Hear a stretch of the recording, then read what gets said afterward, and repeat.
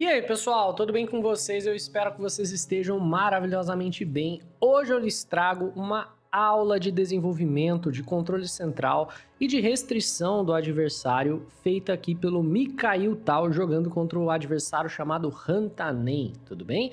É impossível você ver essa partida sem você se tornar um jogador de xadrez melhor, então eu espero que você saia desse vídeo com mais conhecimento do que você entrou, tudo bem? Como sempre, o link da partida vai estar na descrição e vamos à nossa aula do Mago de Riga. Mikhail Tal escolhe jogar peão em E4 e o adversário responde com C5 a defesa siciliana.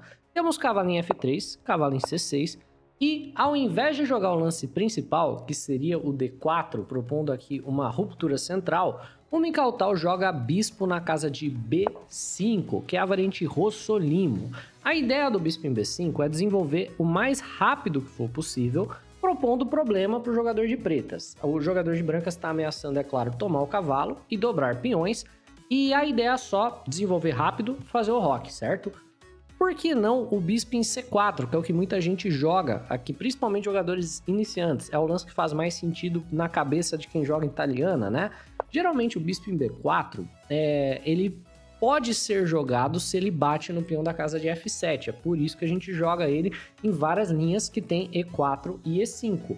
Aqui na siciliana, como o adversário ainda tem o peão de E, ele pode só bloquear o escopo do bispo e de maneira geral isso é considerado um erro porque o jogador de brancas no longo prazo vai perder tempo com esse bispo, porque o D5, que é um lance que o jogador de pretas tende a conseguir jogar, vai vir com o tempo no bispo, né? Então talvez você tenha até que gastar um tempo para parar o lance, jogar algo como dama em E2, porque dessa maneira, se D5 for jogado, né, você toma ganhando o peão. O adversário não vai poder tomar de volta.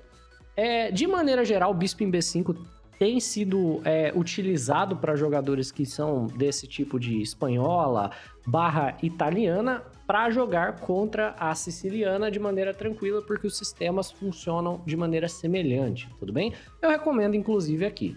Jogador de pretas geralmente não se preocupa se você tomar o cavalo. Por exemplo, o adversário do tal jogou E6. Não é problema se bispo por cavalo, porque ele toma em direção ao centro e na realidade você acaba fortalecendo um pouquinho o centro do adversário. Então ao invés de tomar o cavalo, o Mikhail Tal faz o roque e o oponente agora desenvolve o cavalo para a casa de E7. E mesmo que você tome o cavalo agora, não haverá mais dano estrutural porque ele pode simplesmente tomar com outro cavalo.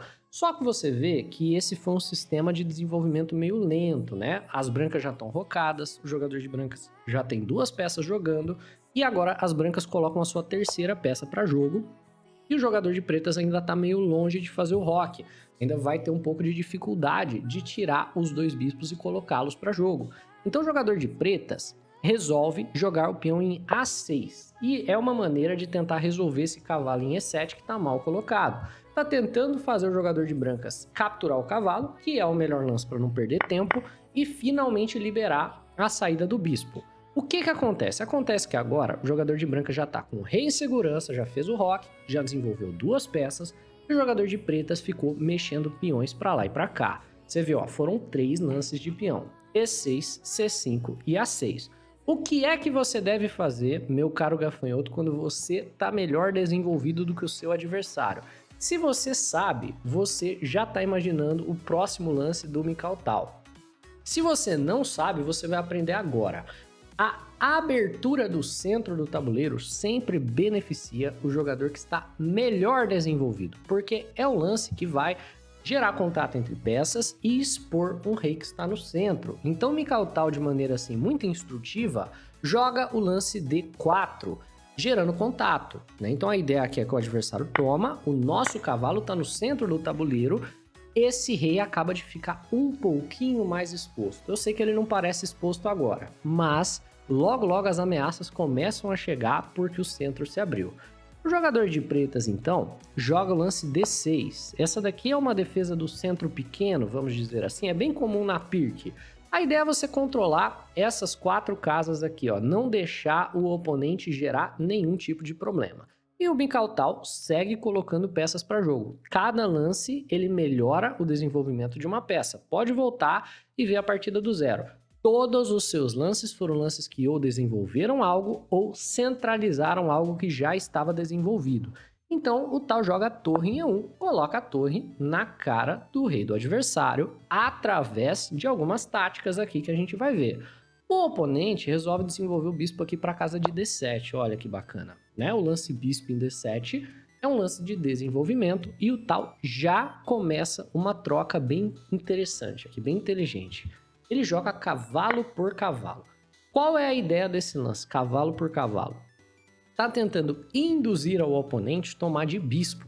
Olha só, por quê? Porque se você tomar de bispo, que parece um lance bacana, vem um truque, né? Bem massa. Aqui tem 2 truques para o jogador de brancas. Podem jogar ou dama em G4, e agora o bispo não tá mais na cara da dama. E eu quero ver você desenvolver esse bispo, né? Vai ficar aqui uma mira no peão da casa de G7. G6 não é particularmente um lance desejável, porque você colocaria peões demais em casas claras e, por consequência, enfraqueceria muito as casas escuras, já teria que lidar com o bispo na casa de G5, ameaçando a dama, e se você trocar o bispo que você se propôs a fianquetar, essas casas ao redor do rei ficam muito fragilizadas. E também está propondo a ideia de cavalo em D5. Olha que bacana, porque esse cavalo em D5 se propõe numa tática, né? A ideia é que se você toma o cavalo, peão toma com tempo, né? Porque tem o cheque, você ganha a peça de volta, mas mais do que isso, né? Mais do que ganhar a peça de volta, você tem como impedir o roque do oponente. Você vai tomar, ele toma aqui de volta, e agora você joga algo como bispo em G5 ou dama em E2 e não deixa o oponente fazer o roque. Quando o cavalo toma cavalo, olha que bacana, ele tá forçando o adversário a tomar de peão, que pode parecer uma coisa assim, tranquila, né? Ah, só tomar de peão, né? Não tem problema. Não piora tanto a estrutura, apesar de ficar com esse peão de A aqui isolado, mas também libera aquelas ideias que a gente falou anteriormente. Ó, o peão de D6 ele fica um pouquinho mais fragilizado e dama em G4 ainda é uma ideia bacana, porque como é que você vai tirar esse bispo? Como é que você vai tirar o rei do centro? Essa é a grande pergunta para o jogador de pretas. Porque as pretas demoraram demais a desenvolver, fizeram muito lance de perda de tempo com o peão, tem 3 peões centrais aqui bem bonitinhos, mas como é que o rei sai do centro do tabuleiro agora, né? O adversário, então, resolve jogar E5 com o tempo na dama, beleza, a dama volta para G3, não tem problema. E aí? Já falamos, né? A ideia de G6 aqui não é desejável, porque apesar de resolver o problema, né? No curto prazo resolve o problema, esse peão aqui ele vai se tornar um alvo quando o bispo sair daqui. Então ele poderia jogar torre em D1. Fora que há um enfraquecimento das casas escuras aqui ao redor do rei. Então a torre D1 imediatamente já deixa difícil do adversário tirar o bispo, porque senão pendura o peão. Ao mesmo tempo que depois o rei vai ficar meio enfraquecido. E novamente, né? Bispo em E7 aqui não é bacana. Esse bispo em E7 é ruim porque essas casas aqui ao redor do rei ficam enfraquecidas e se a gente quiser, a gente joga ainda bispo em H6 impedindo o roque dessa maneira. Você vê o quão problemática está sendo a posição? Eu queria que você pausasse o vídeo e tentasse alguma coisa aqui para o jogador de pretas, né? Veja se você encontra alguma ideia para jogar aqui contra o Mikhail Tal. A ideia defensiva que o jogador de pretas não encontrou e que o computador sugere e que inclusive já foi até jogada por mestres modernos é uma ideia de você jogar com o rei no centro mesmo e jogar com um ataque lateral. Então você aproveita o fato de que a torre já está na coluna H para lançar um ataque e joga o H5, tenta ganhar um tempo na dama com ideias de H4 e depois de H3. Então isso força as brancas ou a tirarem a dama daqui, jogar algo como dama em D3, e aí o bispo pode desenvolver com calma, ou força o jogador de brancas a criar fraquezas ao redor do próprio rei, movimentando aqui os peões. Mas é uma ideia moderna demais para um grande mestre de 1979, né? Essa daí já é uma ideia que a gente vê os engines sugerindo hoje em dia e que acabou mudando a maneira que os jogadores pensam. Na época, né, isso era muito contra os princípios. O jogador de pretas preferiu tentar, então, de maneira muito criativa, inclusive fazer um roque artificial. Olha só, ele joga F6 para poder jogar rei em F7 e depois esconder o rei aqui na casa de G8, né? A ideia é rei F7, tira o bispo, tira a torre, rei na casa de G8. Muito criativo. Só que demora, né? Um roque artificial leva 4 lances. Lances esses que o Mikhail Tal aproveita para centralizar todas as peças. Bispo em E3, F7, torre em D1, bispo em E7. E agora o jogador de brancas já tem todas as peças muito ativas, centralizadas, o rei já está seguro, as torres já estão conectadas, então ele inicia o ataque, cavalo em A4. Assim, opa, colocou o cavalo no canto, como assim inicia o ataque? A ideia é você liberar a movimentação do peão de C. Então, se o jogador de pretas continua com roque artificial, tipo torre em E8, você vai jogar C4, né? Rei em G8, aqui você tem bispo em H6, mas acaba não levando a nada. Então, C5, olha que bacana, você vai abrindo o centro, abrindo aqui a sua torre e piorando a estrutura de peões do adversário. Se ele toma, você toma de bispo, né? Se ele toma, ele melhora muito o posicionamento do seu cavalo, que já está pressionando aqui a peça que está cravada, força o adversário a se descoordenar tudo com torre em A7. Então, provavelmente, ele vai manter essa tensão, mas de qualquer maneira, a posição fica muito mais fácil de brancas jogarem. Por quê? Pretas estão com 2 peões isolados, o centro está mais aberto, então essa torre está muito potente, o rei está mais exposto por conta dessa diagonal, o bispo que defenderia a diagonal está cravado, muitos problemas. Então, cavalo em A4, por mais inocente que pareça, é um lance bem venenoso. O adversário joga a torre na casa de B8, ameaçando o peão de B2, e o Mikautau só defende o peão com B3. Já ia jogar C4 de qualquer forma, torre em E8 para poder completar o roque, C4 e pretas com medo da ideia do C5, que seria o lance que romperia tudo, coloca o seu último peão aqui central em casa escura jogando C5 ele mesmo. Olha como as coisas se inverteram. Antes ele não queria jogar G6 porque todos os peões iam ficar em casas claras. Agora olha, 1, 2, 3, 4, 5 peões em sequência em casas escuras. A posição do jogador de pretas está um queijo suíço, olha só. Tem aqui um buraco na casa de D5, um buraco na casa de F5, um buraco na casa de E6, na casa de C6, todas casas fracas. Então o cavalo retorna já avisando entrar na casa fraca D5. O oponente joga o bispo na casa de F8, antecipando um ataque aqui no peão de G7, também tirando o bispo aqui de uma casa onde ele poderia ser ameaçado pelo cavalo. E nós temos aqui um lance muito bacana novamente para tentar abrir a posição. Já falamos, a posição aberta vai favorecer o jogador melhor desenvolvido. No caso, peças das pretas totalmente descoordenadas, né? O rei ainda não saiu do centro, portanto, qualquer ruptura central favorece o jogador de brancas. Mikautau encontra a ideia do F4. Esse lance é muito legal, porque o adversário não pode capturar. Quem vai controlar a ruptura são as brancas. Ele não pode capturar porque ele gerou para si próprio naquele C5 um peão atrasado, bem como uma casa fraca. Se ele captura, o peão de D6 certamente será perdido após bispo por F4. Olha que legal, mirando aqui o peão da casa de D6 uma terceira vez e assegurando uma vitória material. Portanto, o adversário simplesmente tira o rei da coluna F, já sabendo que o jogador de brancas vai tomar. Como brancas controlam a ruptura, elas trazem a torre, preparam antes de abrir a coluna. Poderia ter tomado de cara, mas resolveram preparar com torre na casa de F1. O adversário, já vendo o ataque do Mikautau, joga dama em C8. Esse lance é bem bacana, é um recurso defensivo por parte do jogador de pretas, que só vai ficar claro daqui a uns lances, mas a ideia é apoiar a vinda do bispo para a casa de G4. Pode parecer que não faz muito sentido o bispo vir para G4. Agora não faz mesmo, mas logo vai fazer, eu prometo para você. É que esses caras já vêm muitos lances à frente, né? A ideia agora para as brancas é capturar o peão.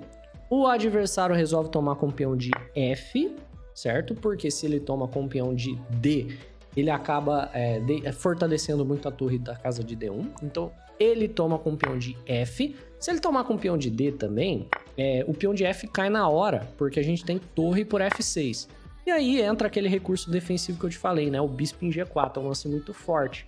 Aí o jogador de pretas está interferindo, né, no controle da dama ao peão. Né? Não, controle não. O jogador de pretas, perdão, está interferindo na cravada que o jogador de brancas tem com o tempo. A ideia agora é que se você tirar essa torre, vai cair a torre do jogador de brancas. E aí você entregaria a qualidade pelo ataque.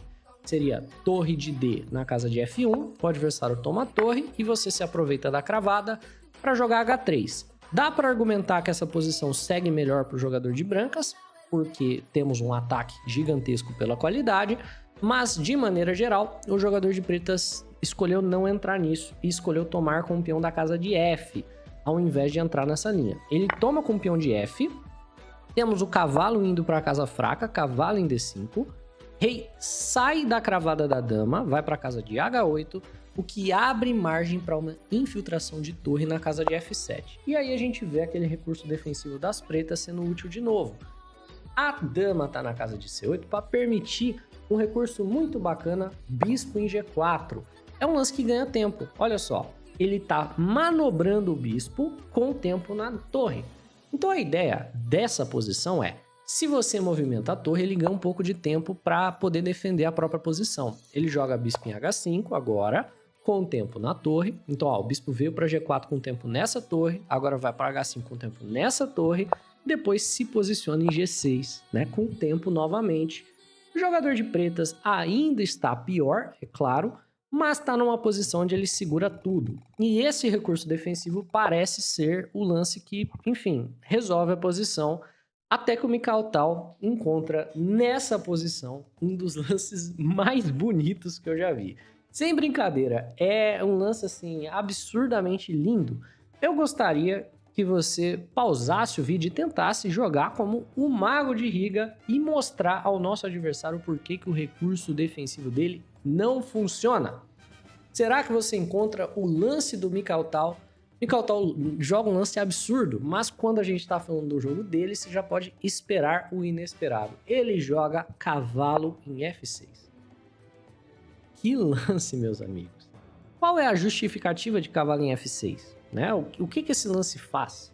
O que o lance está fazendo é, se você não tomar o cavalo, né, a ideia vai ser, tipo, se você tomar a torre, né, a ideia vai ser o dama em H4, e aí eu tenho uma ameaça de checkmate na casa de H7. Se você tomar o cavalo, você vai levar o checkmate igual, né? Então não tem muito que você possa fazer, você vai levar checkmate, porque a torre também apoia através da captura do cavalo. Mas beleza, se eu tomar o cavalo, é só um cavalo de graça? Não, porque a ideia é a mesma, dama em H4, liberando um ataque na casa de H7. Você fala, pô, mas é um ataque muito fácil de defender, e bispo em G7? E aí? E o bispo em G7, né? A ideia é que a gente continue o ataque bispo em H6. A gente vai simplesmente se livrar desse bispo e tomar o peão da casa de H7 com checkmate, né? Se você toma, né, acabaram os recursos defensivos, dama toma em H6 e vai cair checkmate, né, vai cair H7 com mate, e o jogador de pretas, ele simplesmente tomou em D1, o que leva a uma sequência de mate forçado. Bispo toma bispo, rei na casa de G8, bispo em H8, entregando a torre e gerando uma ameaça de checkmate em H7 novamente. O adversário toma a torre, cai F6, rei G8 e dama em G7, checkmate. Eu espero que você tenha aprendido muito com esse vídeo. Deixa o like no vídeo se você gostou, comenta aí embaixo alguma coisa que você aprendeu. Um abraço e até a próxima.